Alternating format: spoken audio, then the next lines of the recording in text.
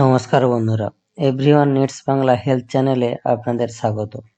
আজকে একটা নতুন হেলথ টিপস নিয়ে আলোচনা করব। এটা হচ্ছে শীতকাল এলেই শুরু হয় শ্বাস প্রশ্বাসের সমস্যা।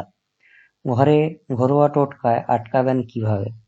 যাদের অ্যালার্জি ও হাঁপানির সমস্যা রয়েছে, শীতকাল মানেই তাদের শিরে সংক্রান্তি।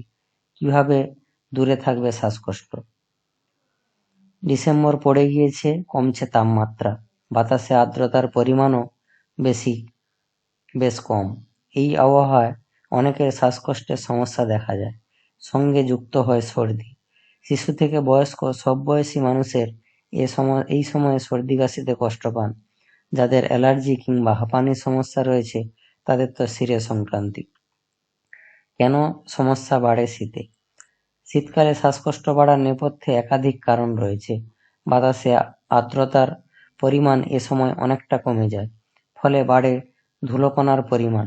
সেগুলি শ্বাসনালী ও ফুসফুসে ঢুকে শ্বাসের সমস্যা বাড়ায়। এছাড়া শীতে বিভিন্ন ধরনের ফুল ফোটে, ফুলের রেণুও শ্বাসনালীতে ঢুকে অ্যালার্জির সমস্যা বাড়িয়ে দেয়, তাতেও শ্বাসকষ্ট বাড়ে। এইসব কিছুর সঙ্গে যুক্ত হয় জীবাণু।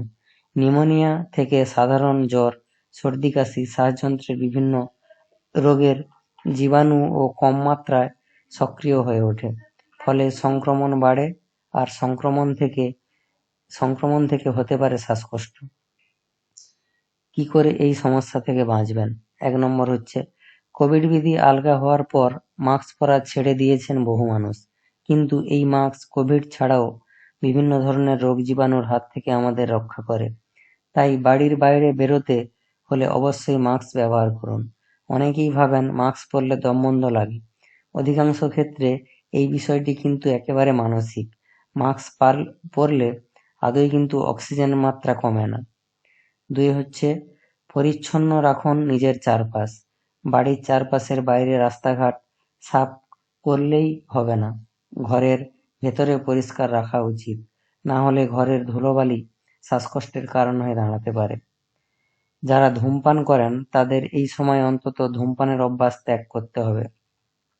যাদের শ্বাসকষ্টের সমস্যা আছে তারা যদি শীতে ধূমপান করেন তবে ফুসফুসের উপর বাড়তি চাপ পড়ে।